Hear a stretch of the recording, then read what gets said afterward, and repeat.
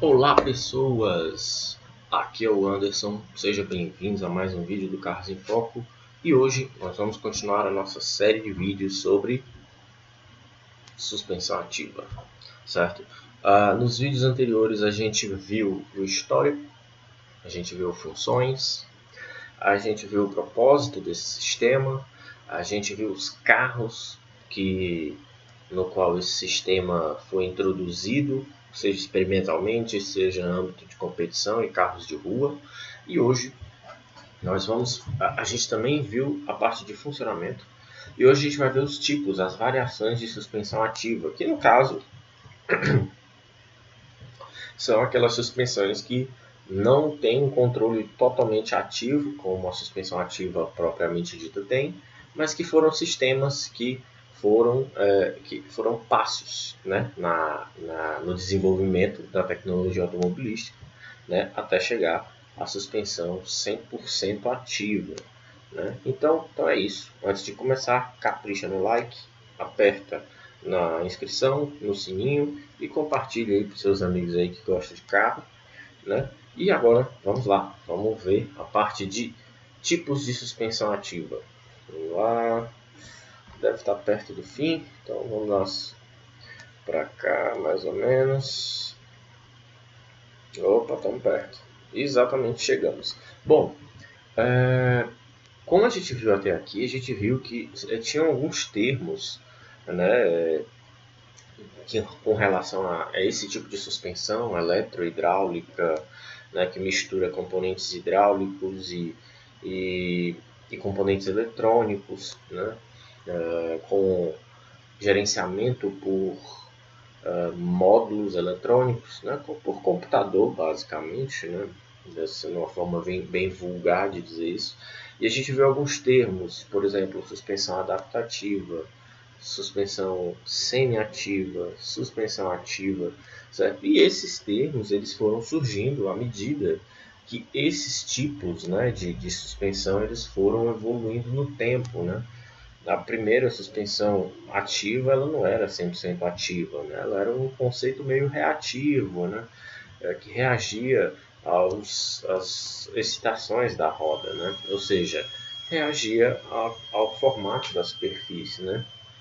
E hoje suspensões totalmente ativas, elas mapeiam por onde o carro está, não a suspensão em si, mas elas têm diversos sensores que mapeiam por onde o carro está andando, né, para então fazer a suspensão agir sobre essa estrada, né? Então é completamente diferente, né, o funcionamento delas, né? E nisso aí a gente vê os tipos e se você pesquisar até mesmo nas referências que eu indico sempre no final do vídeo, né? Ou se eu não indicar no final do vídeo e também não tiver na descrição, você pode vir no artigo que serve de roteiro para esse vídeo, né? E verificar, tá lá as referências, todo artigo tem referências, né? Então, se você olhar nessas referências, existe até um conflito assim de nomes. Alguns não falam de suspensão adaptativa, como você vê listado aí por mim. Outros falam só da semi-ativa e da ativa. Eu já coloquei as três, né, que tem nas referências que eu vi, mas eu decidi botar as três porque tem detalhes importantes que tem em uma e não tem em outra. E eu vou pontuar eles agora. Né? Então vamos lá, vamos falar agora. Como a gente pode ver, três tipos de suspensões eletrônicas, né, eletrohidráulicas, são conhecidos. Né? No caso, suspensão adaptativa, suspensão semi-ativa e suspensão full active, ou suspensão ativa. Né? Então, o que seria, né, a suspensão adaptativa? Né? Como o próprio nome diz, né, ela é um conceito que se adapta, né, à condição que o veículo está rodando. Né? Mas como seria isso?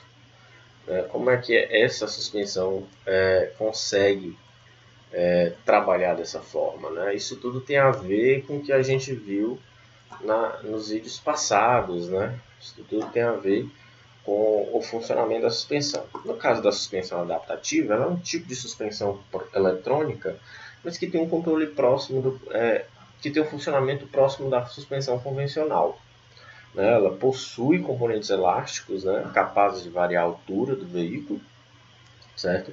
Mas ela não tem um controle tão amplo assim da roda, né? O sistema utiliza informações de velocidade, massa do veículo, ou seja, o quão carregado o veículo está, os acelerômetros, certo? E demais sensores do veículo, né?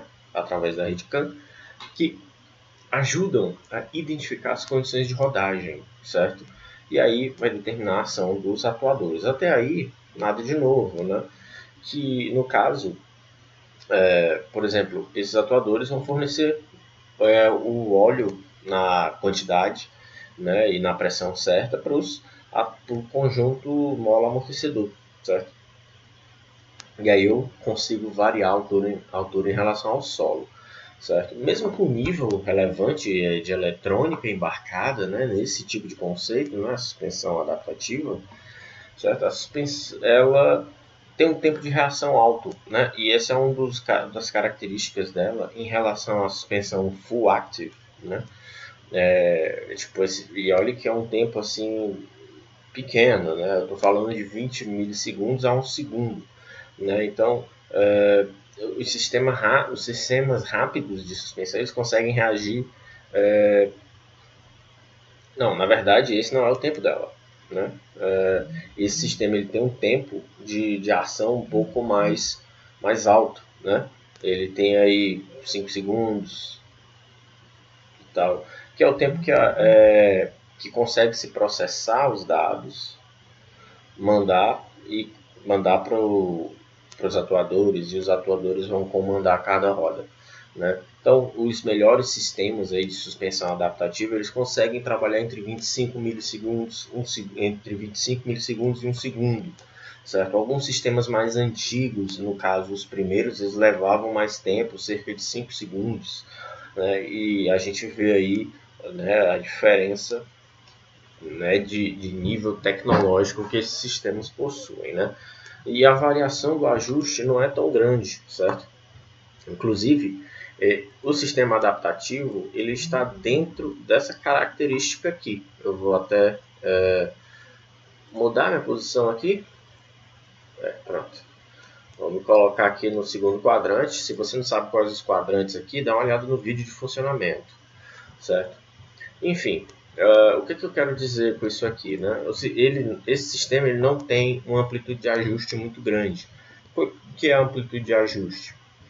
No tópico de funcionamento, agora relembrando um pouquinho, a gente falou que a suspensão ela trabalha nesses quadrantes aqui, no primeiro e no terceiro, certo?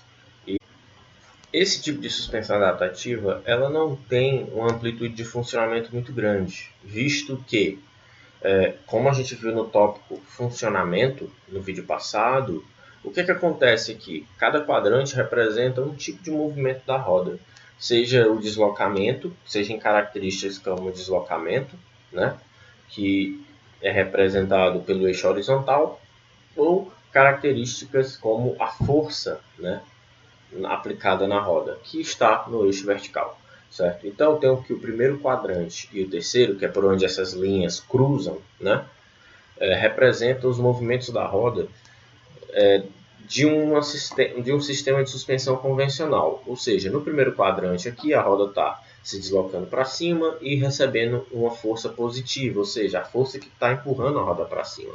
E no terceiro quadrante, que é o que está abaixo da minha foto, né, do meu vídeo, eu tenho o quê? Um movimento de extensão da roda e uma força que está puxando a roda para baixo, né? Na suspensão adaptativa, eu consigo controlar a roda nessa faixa de valores aqui.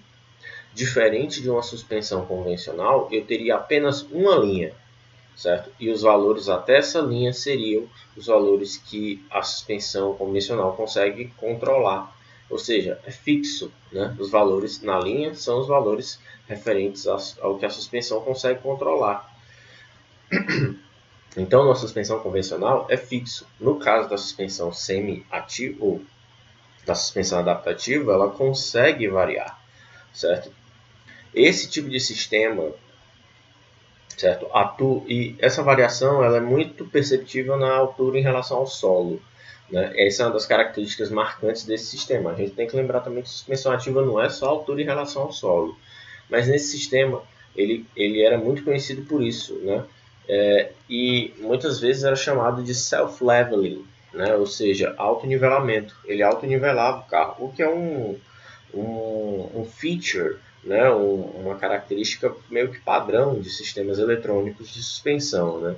E, e isso é muito interessante porque de uma certa forma amplia, né, a capacidade da suspensão do automóvel. Como você pode ver, vamos supor, eu tenho a suspensão convencional dada pela reta azul. Então eu vou controlar a roda, certo? Em deslocamentos de até, por exemplo, 10 milímetros com forças até 100 kilonewtons, né? E posso ter tanto no sentido negativo como positivo. Mas na minha suspensão adaptativa eu tenho um modo de trabalho dela em que ela trabalha com os deslocamentos da roda até 10 milímetros, mas com forças maiores, ou seja, ela pode endurecer a suspensão, né? Ou também eu posso ter duas amplitudes de força, né? Eu amplio, né, isso. Posso ir de 100 até mais ou menos 150 kilonewtons aí, ou seja, eu posso enrijecer a suspensão, né, para trabalhar num carro um pouco mais rígido, certo? Ou seja, eu consigo variar o comportamento do veículo só nessas condições aí. Por exemplo, ali na extensão da roda, né, no terceiro quadrante, eu posso ter uma força aí de 150 para o mesmo deslocamento de menos 10 milímetros, ou seja, a roda está caindo menos 10 milímetros, né? Com uma força que está puxando ela a 150. No caso, essa força aí seria aplicada pelo próprio conjunto mola-amortecedor, né? E esse conjunto ele consegue variar a força aí de 100 até 150. Então ele vai ficar oscilando, né, de acordo com o estado que o carro se encontra. Se ele está se ele está vazio, se ele está muito carregado, né? E aí ela vai, por exemplo, se ele estiver muito carregado, ele pode enrijecer a suspensão, né, para que a suspensão não encoste no chão, né? Que também faz parte da função self-leveling, né? E isso também melhora a dirigibilidade do veículo, né? Um dos sistemas de suspensão conhecidos por ser adaptativo era justamente o famoso Hydroactive, né, eu creio que seja assim que se pronuncia, da Citroën, né, do XM, do Xantia, que veio no Citroën DS, né? E mais à frente ele passou a ser ativo, né? O semi-ativo, ele tinha uma amplitude maior, né? Então ele saiu dessa condição. Mas os primeiros eles se enquadravam nessa categoria aí, né? Ou seja, eles tinham uma amplitudezinha de trabalho interessante, mas ainda assim conservavam muitas características da suspensão convencional. E aí a gente veio para a suspensão semi-ativa, né? Que eu até já mostrei essa foto no vídeo passado para falar do funcionamento, né? Alguns livros pontuam semi-ativa e adaptativa como a mesma coisa. De fato, elas ainda se comportam de uma maneira que lembra um pouco as suspensões convencionais. Entretanto, como a gente pode ver aí, né, todos os valores que estão atrás da linha ou na frente da linha vermelha no terceiro e no primeiro quadrante, respectivamente, são valores que a suspensão consegue trabalhar. Ou seja, a suspensão consegue variar o seu coeficiente de amortecimento para trabalhar dentro dessa faixa. Certo? Suspensão semi-ativa em relação à suspensão anterior, adaptativa, possui controle de amortecimento mais elaborado. É um sistema que funciona a partir da premissa recebimento de dados, análise, ativação dos atuadores e execução, né? Ou seja, né, a ativação dos atuadores. Né? Isso é parecido com o anterior? Só que no outro não havia uma análise de dados tão interessante assim, certo? O módulo era um pouco mais deficitário. Nesse aqui eu tenho um módulo um pouco mais capaz de processar uma maior quantidade de dados, tanto que eu tenho mais sensores, né? Então esse tipo de sistema ele é um pouquinho mais elaborado, certo? E ele opera com amplitude de curvas, força e deslocamento, muito maior, mas ainda dentro do primeiro e do terceiro quadrante, ou seja, é isso que aproxima ela de uma suspensão convencional. Entretanto, eu posso trabalhar em qualquer faixa de valores aqui dentro, em qualquer combinação de deslocamento e força, essa suspensão é capaz de prover dentro dessa faixa em vermelho de valores, né? Então, devido ao fato já de ser um sistema eletrônico mais moderno, novas estratégias e componentes de menor inércia, né? Processamento de dados é mais rápido, certo? Que o sistema adaptativo. Aqui a gente já está falando de 10 milissegundos para para um tempo de processamento nominal, certo? O sistema adaptativo, quando muito bem, trabalhava ali nos seus 25 milissegundos, 1 segundo, e os primeiros ali 5 segundos, ou seja, um pouco lerdo. Aqui eu já tenho um tempo de 10 milissegundos ali nominal, certo? Contudo, ainda possui um tempo de reação consistente com um período...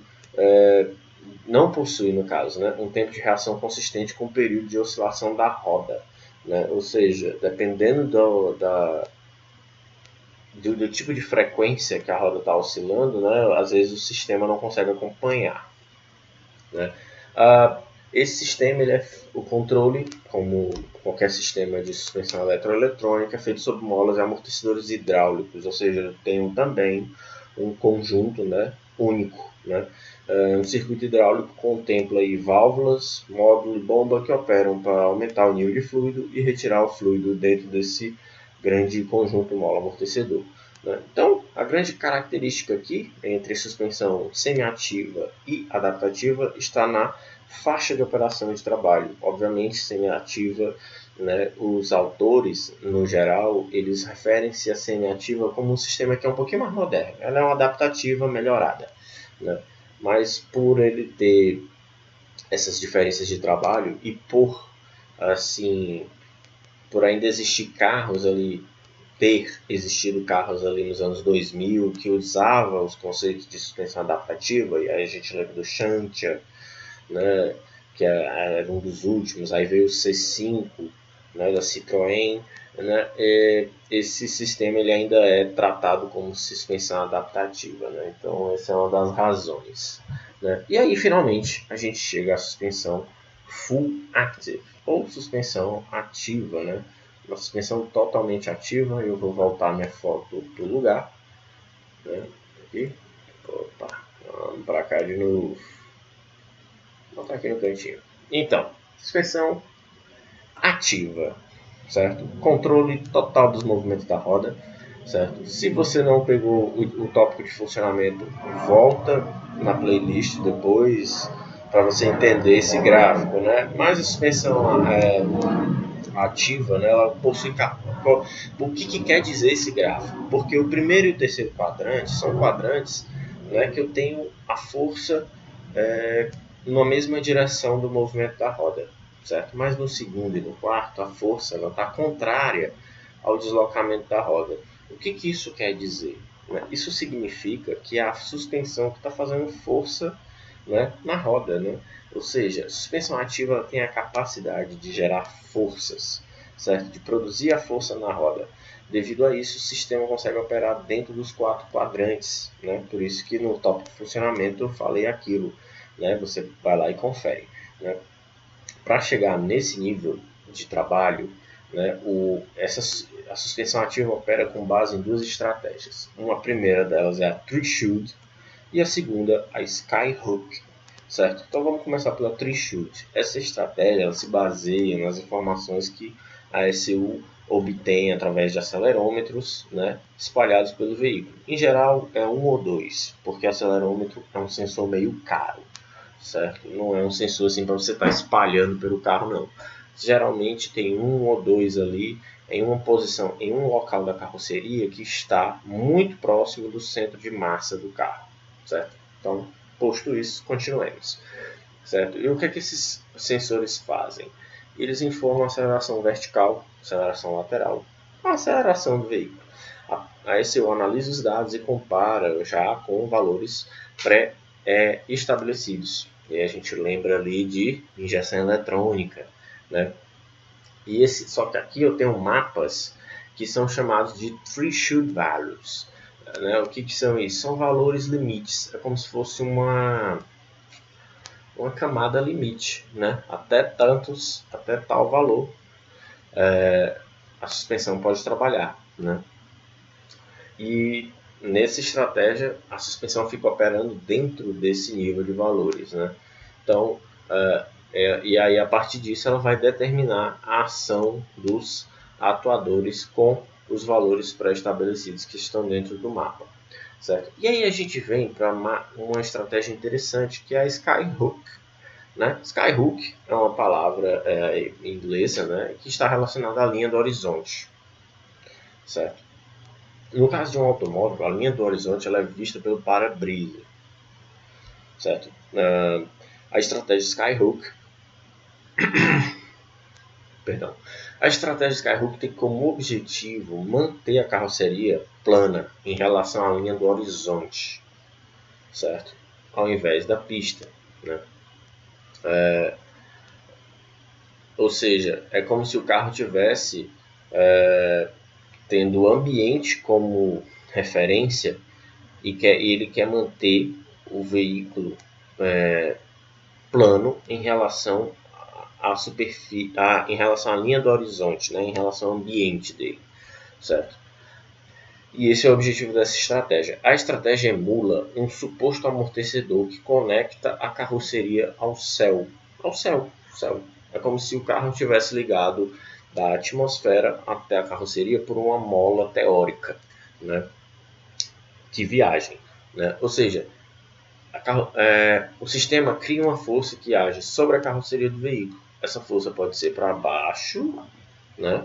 Por exemplo, terceiro quadrante, quarto quadrante, ou ela pode ser para cima, primeiro, segundo, né? Positivas. E são aplicadas à carroceria através dos próprios conjuntos mola amortecedores e barras ativas, as barras anti-rolagem, as barras estabilizadoras. Existem barras ativas também. Eu já falei disso no vídeo de suspensão de barras estabilizadoras. Depois você dá uma olhada lá. Certo? Então, o efeito no veículo é um rodar suave, ausente de vibrações e oscilações, independente das condições da pista. É claro, porque aqui o conjunto mola-amortecedor está agindo direto na roda. Assim, eu já falei, ele age na carroceria, age na roda, depende do referencial, né? Assim, se a carroceria está subindo, né, a roda está descendo em relação à carroceria, né? Então, é referencial. No caso, esse conjunto, né, a mola amortecedor, ele está agindo nesses componentes antes mesmo do solo agir neles, né? Então, se eu tenho um quebra-mola, antes, na iminência da roda encostar o quebra-mola, né, a carroceria já está subindo, né? E o que é que acontece? Só as rodas se deslocam, né? Então, para que essa estratégia possa ser implementada, o veículo deve ser muito bem monitorado e equipado com sensores. Ou seja, o veículo tem que ter uma eletrônica embarcada muito complexa, né, e moderna, claro. Sabendo que é uma teoria que leva em consideração apenas o amortecimento da carroceria, mas que na prática deve-se considerar as rodas, né? E a ECU deve estar bem informada pelos sensores, né? Então, dentro do sistema de sistemas, dentro das suspensões ativas, né, a gente ainda tem subcategorias, né, para completar. Eu tenho a suspensão ativa lenta e eu tenho a suspensão completamente ativa, que é basicamente uma variação assim de nível tecnológico, né? Ambas requerem um alto nível de eletrônica embarcada para operar, certo? Atuam com componentes elásticos, né? Pneumáticos, hidropneumáticos e até magnéticos, como aquela suspensão Bose do Lexus, né? São consideravelmente mais pesadas que as convencionais, né? Embora atualmente elas tenham perdido muita massa, né, devido aos componentes mais modernos, né, bombas menores, e utilizam as mesmas estratégias de funcionamento. Contudo, sistemas ativos são classificados como os sistemas ativos são classificados como lentos, pois tanto sua reação quanto seu retorno ao estado em repouso são mais lentos em relação aos sistemas de suspensão ativa full, completamente ativo, né? Isso se deve ao fato do sistema ativo lento operar com molas e amortecedores passivos, né? tendo apenas a barra anti-rolagem ativa, ou seja, basicamente é um tipo de suspensão ativa que ele vai usar a barra estabilizadora para controlar a carroceria. Como?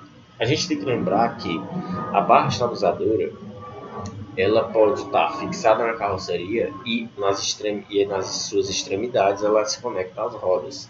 Né? Eu tenho também barras mecânicas que conectam a roda de um lado a outro. Certo? Eu tenho a roda do lado esquerdo conectada à roda do lado direito por uma barra estabilizadora e essa barra é fixada na carroceria por suportes.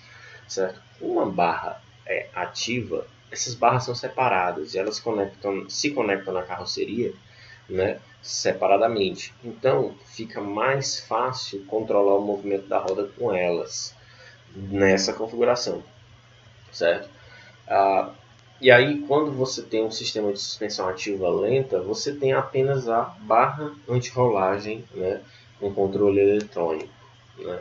Então, é só uma diferença de tecnologia embarcada, certo? Eu posso manter sistemas elásticos convencionais, mola mecânica, amortecedor hidráulico convencional, com uma barra eletrohidráulica. Simples assim. Né? Mas aí a gente acaba perdendo um pouco na velocidade de trabalho desses sistemas. Né? E aí eu tenho qual é a diferença para o sistema completamente ativo. Né? Esses sim são os únicos capazes de gerar forças entre a carroceria e as rodas. Utilizam tanto molas amortecedores, conjunto molas amortecedores ativos, como as próprias barras anti-rolagem ativas. Né? Eu acho que eu tenho alguma foto aqui desse sistema. Deixa eu ver. Então, aqui eu tenho os amortecedores ativos. Aqui, é bom mostrar essa foto aqui. Então, conjunto mola amortecedor, mas aqui está destacando outra coisa.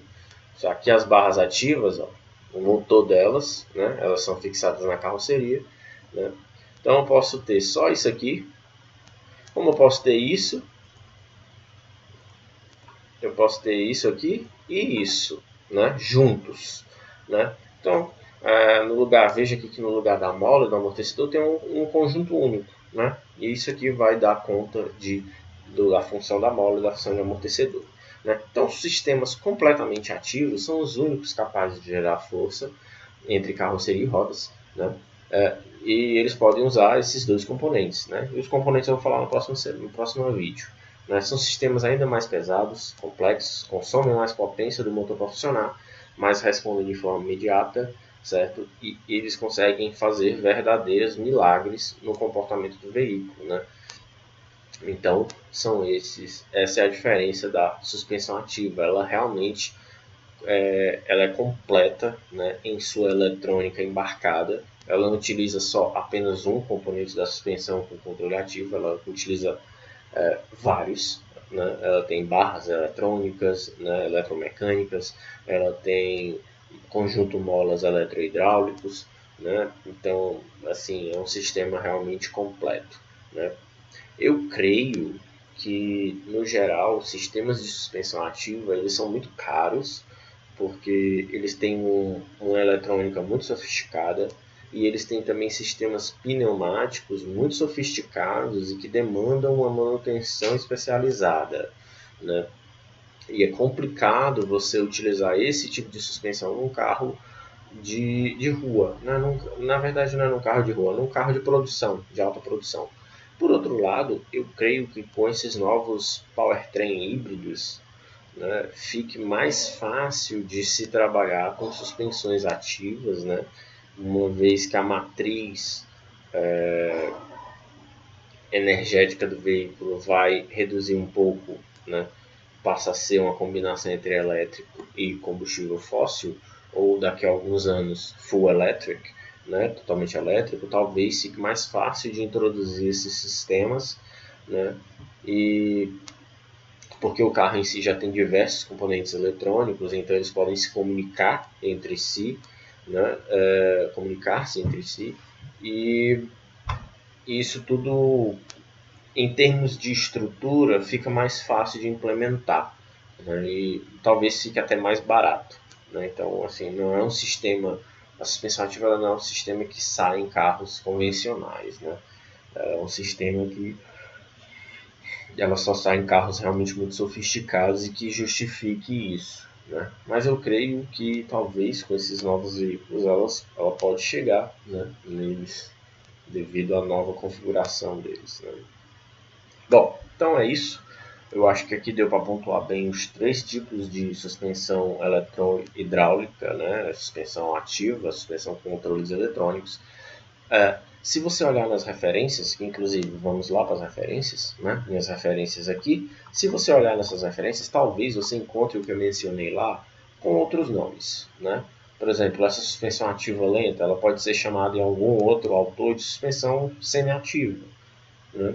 Porque não é full active, né? Em alguns autores já a classificam como ativa, porque ela tem uma amplitude de trabalho muito maior, né? Então, talvez você encontre essas nomenclaturas de uma forma diferente.